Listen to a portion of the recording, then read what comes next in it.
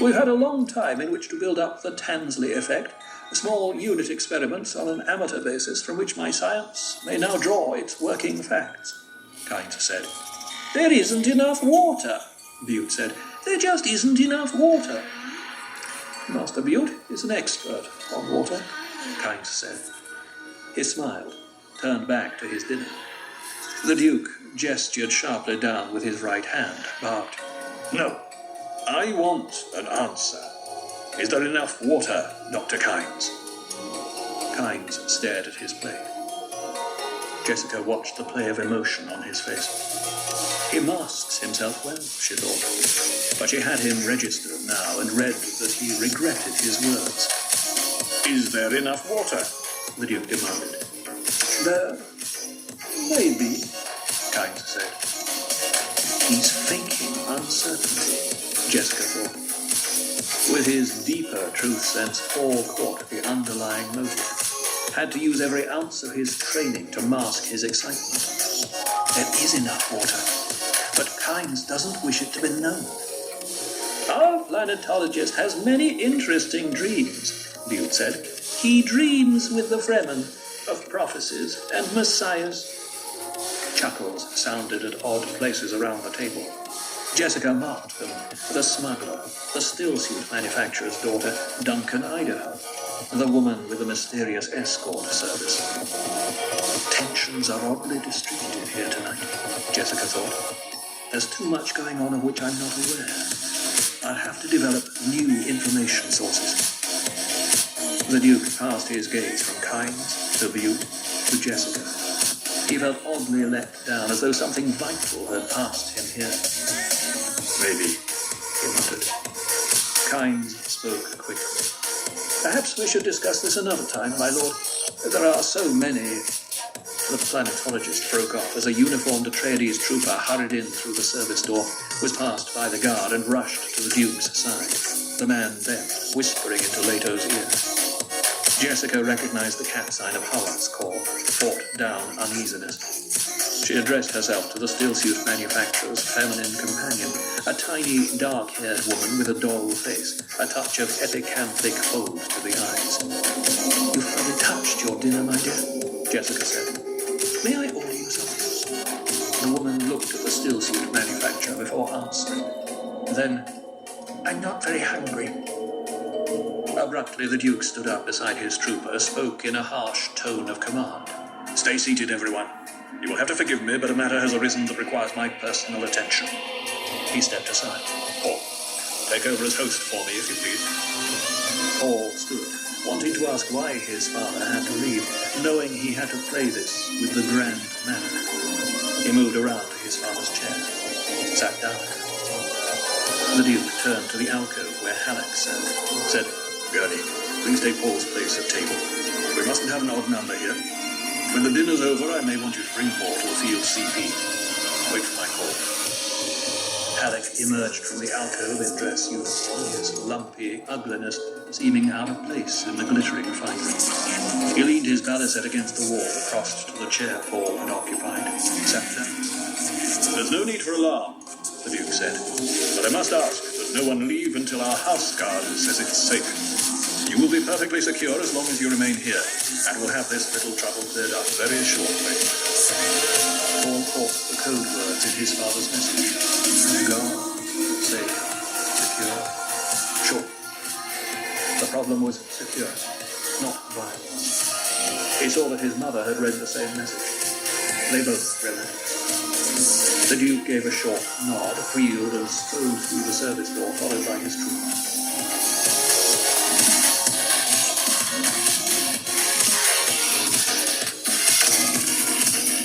Paul said, please go on with your dinner. I believe Dr. Kynes was discussing water. May we discuss it another time? Kynes asked. By all means, Paul said.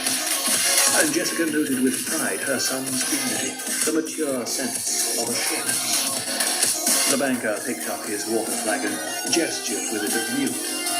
None of us here can surpass Master Lingar beauty in flowery phrases. One might almost assume he aspired to great house status. Come, Master Beaut, lead us in a toast. Perhaps you a dollop of wisdom for the boy who must be treated like a man. Jessica clenched her right hand into a fist beneath the table.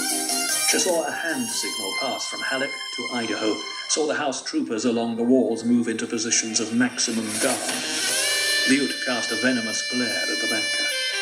Paul glanced at Halleck, took in the defensive positions of his guards, looked at the banker until the man lowered the water flagon. He said, "Once on Caladan, I saw the body of a drowned fisherman recovered. He drowned?" It was the stillsuit manufacturer's daughter. Paul hesitated, then, "Yes, immersed in water until dead. Drowned. What an interesting way to die," she murmured. Paul's smile became brittle. He returned his attention to the banker. The interesting thing about this man was the wounds on his shoulders, made by another fisherman's claw wounds. This fisherman was one of several in a boat, a craft for travelling on water, that foundered, sank beneath the water. Another fisherman helping recover the body said he'd seen marks like this man's wounds several times. They meant another drowning fisherman had tried to stand on this poor fellow's shoulders in the attempt to reach up to the surface, to reach air. "Why is this interesting?" the banker asked. "Because of an observation made by my father at the time. He said, the drowning man who climbs on your shoulders to save himself is understandable, except when you see it happen in the drawing room." Paul hesitated just long enough for the banker to see the point coming. Then, "And, I should add, except when you see it at the dinner table." A sudden stillness enfolded the room. That was rash, Jessica thought. This banker might have enough rank to call my son. She saw that Idaho was poised for instant action. The house troopers were alert. Gurney Halleck had his eyes on the man opposite. Ho, ho, ho! It was the smuggler, Tuitt, head thrown back, laughing with complete abandon. Nervous smiles appeared around the table. Mute, and the banker had pushed his chair back, was glaring at Paul. Hines said, "One dates in Atreides at his own risk." "Is it Atreides' custom to insult their guests?" the banker demanded. Before Paul could answer, Jessica leaned forward and said, "Sir," and she thought, "We must learn this hearkening creature's game. Is he here to try for Paul? Does he have help?" "My son displays a general garment, and you claim it's cut to your fit?" Jessica asked. "What a fascinating revelation." She slid a hand down to her leg, to the crisp she had fastened in a cuff sheath. The banker turned his glare on Jessica. Eyes shifted away from Paul, and she saw him ease himself back from the table, freeing himself for action. He had focused on the code word, garment. Prepare for violence. Hines directed a speculative look at Jessica, gave a subtle hand signal to Tuitt. The smuggler lurched to his feet, lifted his flagon. "I'll give you a toast," he said, "to young Paul Atreides. Still a lad by his looks, but a man by his actions." Why did they intrude? Jessica asked herself. The banker stared now at Kynes, and Jessica saw terror return to the agent's face. People began responding all around the table. Where Kynes leads, people follow, Jessica thought. He has told us he sides with Paul. What's the secret of his power? It can't be because he's judge of the change. That's temporary. And certainly not because he's a civil servant. She removed her hand from the crysknife hilt and lifted her flagon to Kynes, who responded in kind. Only Paul and the banker, Cease, what an idiotic nickname, Jessica thought, remained empty-handed. The banker's attention stayed fixed on Kynes. Paul stared at his plate. I was handling it correctly, Paul thought. Why do they interfere? He glanced covertly at the male guests nearest him. Prepare for violence? From whom? Certainly not from that banker fellow. Halleck spoke as though to no one in particular, directing his words over the heads of the guests across from him. In our society, people shouldn't be quick to take offence. It's frequently suicidal. He looked at the stillsuit manufacturer's daughter beside him. Don't you think so, miss? Oh, yes, indeed I do, She said. There's too much violence. It makes me sick. And lots of times no offence is meant, but people die anyway. It doesn't make sense. Indeed it doesn't, Halleck said. Jessica saw the near perfection the girls had, realized that empty-headed little female is not an empty-headed little female. She saw then the pattern of the threat and understood that Halleck too had detected. They had planned to lure Paul with sex. Jessica relaxed. Her son had probably been the first to see it. His training hadn't overlooked that obvious gambit. Kynes spoke to the banker. Isn't another apology in order? The banker turned a sickly grin toward Jessica and said, My lady, I fear I've overindulged in your wine. You serve potent drink at table, and I'm not accustomed to it. Jessica heard the bell beneath his tone, spoke sweetly. When strangers meet, great allowance should be made for differences of custom and training. Thank you, my lady, he said. The dark-haired companion of the stillsuit manufacturer leaned toward Jessica, said, The Duke spoke about being secure here. I do hope that doesn't mean more fighting. She was directed to lead the conversation this way, Jessica thought. Likely this will prove unimportant, Jessica said, but there's so much detail requiring the Duke's personal attention in these times. As long as enmity continues between Atreides and Harkonnen, we cannot be too careful.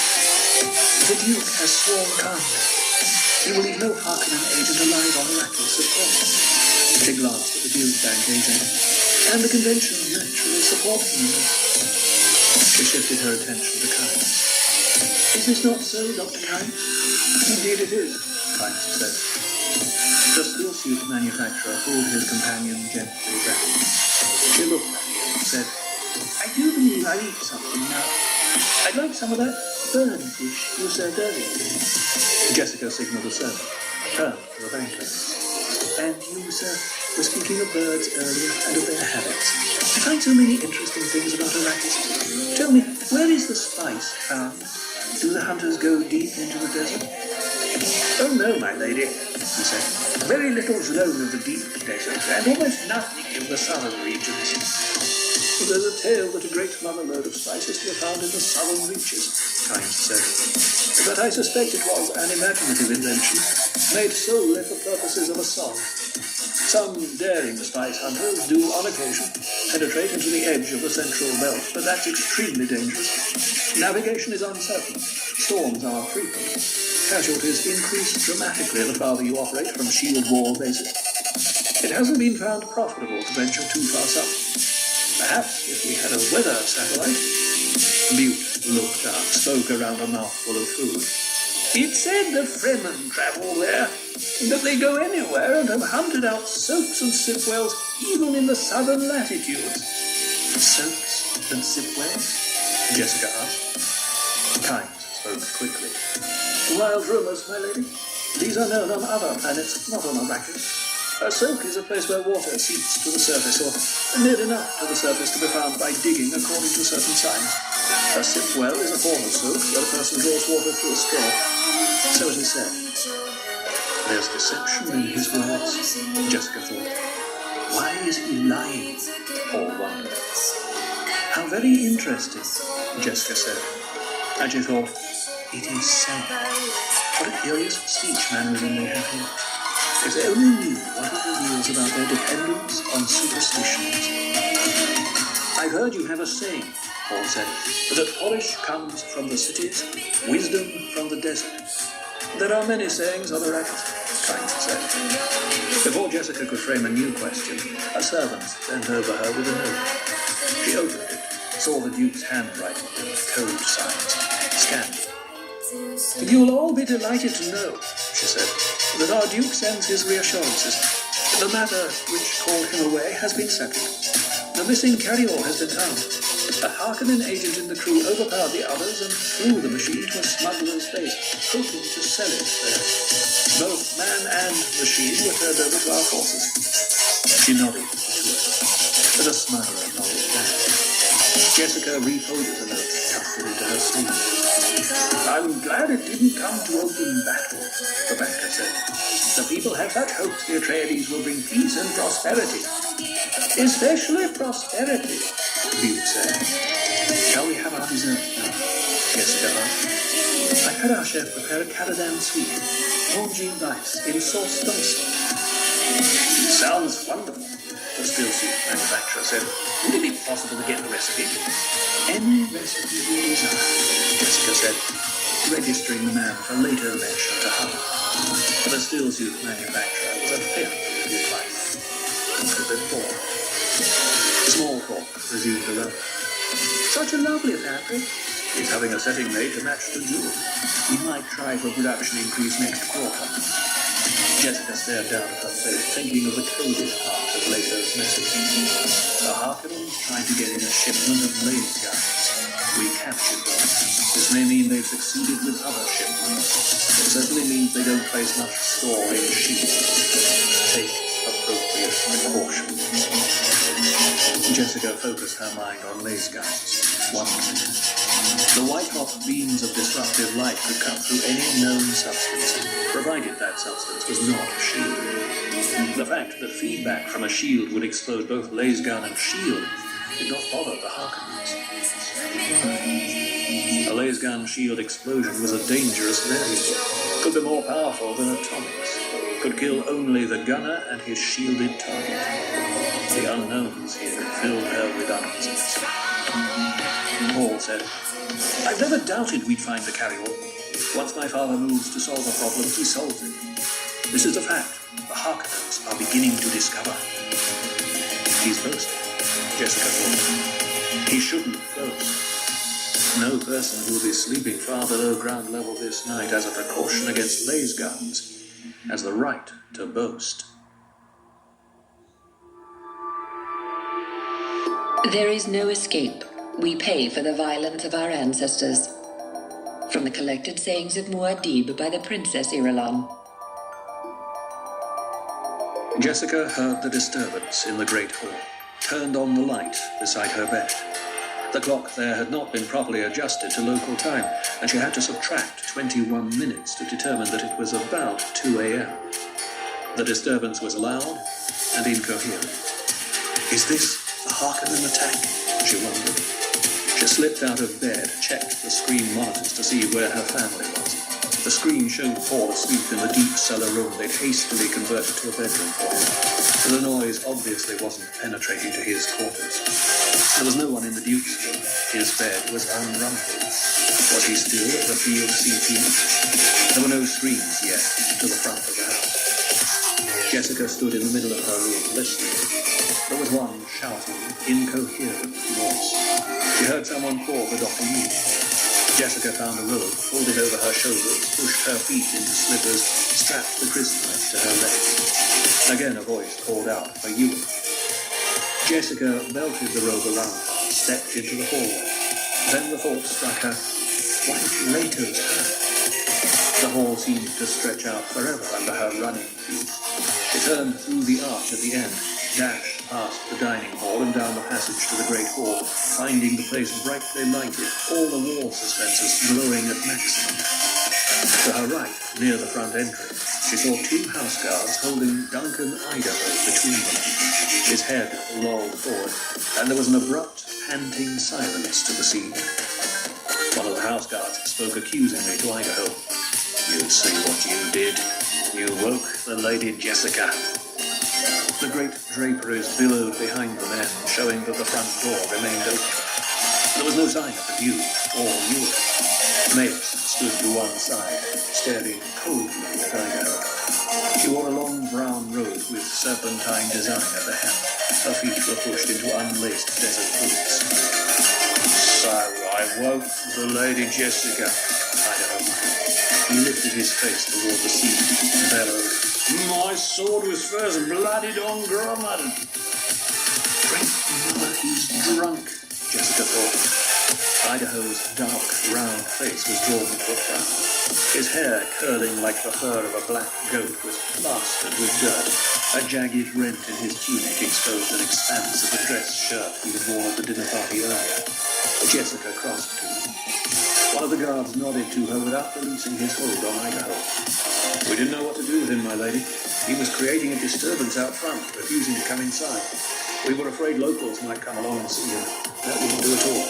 He was a bad name here. Where has he been? Jessica asked. He escorted one of the young ladies home from a dinner, my lady. Howard's orders. Which young lady? One of the escort wenches. You understand, my lady? He glanced at Mapes, who lowered his voice. They're always calling on Idaho for special surveillance of the ladies. And Jessica thought, so they are. But why is he drunk? She frowned, turned to Mapes. Mapes, bring a stimulant. I'd suggest caffeine. Perhaps there's some of the spice coffee left. Mapes shrugged, headed for the kitchen. Her unlaced desert boots slapped against the stone floor. Idaho swung his unsteady head around to peer at an angle toward Jessica. Killed more than 300 men for the Duke, he muttered. What I want to know is why Mimir can't live on the ground here. Can't live on the ground here. What kind of place is this? Huh? A sound from the side hall entry caught Jessica's attention. She turned, saw Yui crossing to them, his medical kit swinging in his left hand. He was fully dressed, looked pale, exhausted. The diamond tattoo stood out sharply on his forehead. The good locker! Idaho shouted. What are you, Doc? Springfield man? He turned blearily toward Jessica. Making a damn fool of myself, huh? Jessica frowned, remained silent, wondering, why did Idaho get drunk? Was he drunk? Too much spice beer, Idaho said, attempting to straighten. Mapes returned with a steaming cup in her hand, stopped uncertainly behind Yui. She looked at Jessica, who shook her head. Yui put his kit on the floor, nodded greeting to Jessica, and said, spice beer, eh? Best damn stuff ever tasted, Idaho said. He tried to pull himself to attention.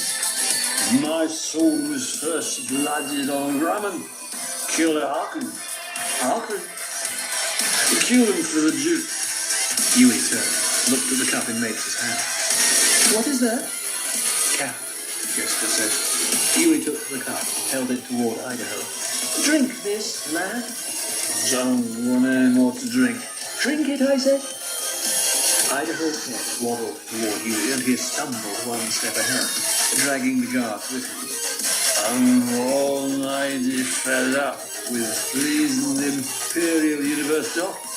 Just once we're gonna do the thing my way. After you drink this, Yui said, it's just caffeine. It's probably like all the rest of this place. Sounds too bright. Nothing has the right colour. Everything's wrong. Well, it's night time now, Yui said. He spoke reasonably. Drink this like a good lad. It'll make you feel better. Don't want to feel better. We can't argue with him all night, Jessica said. And she thought, this calls for shock treatment. There's no reason for you to stay, my lady, Yui said. I can take care of this. Jessica shook her head. She stepped forward, slapped Idaho sharply across the cheek. He stumbled back with his guards glaring at her. This is no way to act in your Duke's home, she said. She snatched the cup from Yui's hands, spilling part of it, thrust the cup toward Idaho. Now drink this. That's an order. Idaho jerked himself upright, scowling down at her. He spoke slowly, with careful and precise enunciation. I do not take orders from a damn Harkonnen spy. Yui stiffened, whirled to face Jessica. Her face had gone pale, but she was moving. It all became clear. The broken stems of meaning she had seen in words and actions around her these past few days could now be translated. She found herself in the grip of anger almost too great to contain. It took the most profound of her Bene Gesserit training to quiet her pulse and smooth her breathing. Even then, she could feel the blaze flickering. They were always calling on Idaho, the surveillance of the ladies. She shot a glance at you. The doctor lowered his eyes. You knew this? She demanded. I heard rumors, my lady, but I didn't want to add to your burdens. Howard, she snapped. I want Thufi Howard brought to me immediately. But my lady, immediately. It has to be Howard, she thought. Suspicion such as this could come from no other source without being discarded immediately. Idaho shook his head, mumbled, "Chuck the whole damn thing." Jessica looked down at the cup in her hand, abruptly dashed its contents across Idaho's face. "Lock him in one of the guest rooms of the East Wing," she ordered. "Let him sleep it off." The two guards stared at her unhappily. One ventured, "Perhaps we should take him someplace else, my lady. We could—" "He's supposed to be here," Jessica snapped. "He has a job to do here." Her voice dripped bitterness. "He's so good at watching the ladies." The guard swallowed. "Do you know where the Duke is?" she demanded. "He's at the command post, my lady." "Is Howard with him?" "Howard's in the city, my lady." "You will bring Howard to me at once," Jessica said. "I will be in my sitting room when he arrives." "But, my lady..." "If necessary, I will call the Duke," she said. "I hope it will not be necessary. I would not want to disturb him with this." "Yes, my lady." Jessica thrust the empty cup into Nate's hand, met the questioning stare of the blue within blue eyes. "You may return to bed, Nate." "You're sure you're not need me?" Jessica smiled grimly. "I'm sure." "Perhaps this could wait until tomorrow," Hewitt said. "I could give you a sedative and you will return to your quarters. Leave me to handle this my way," she said. She patted his arm to take the sting out of her command. "This is the only way." Abruptly, head high, she turned and stalked off through the house to her rooms. Cold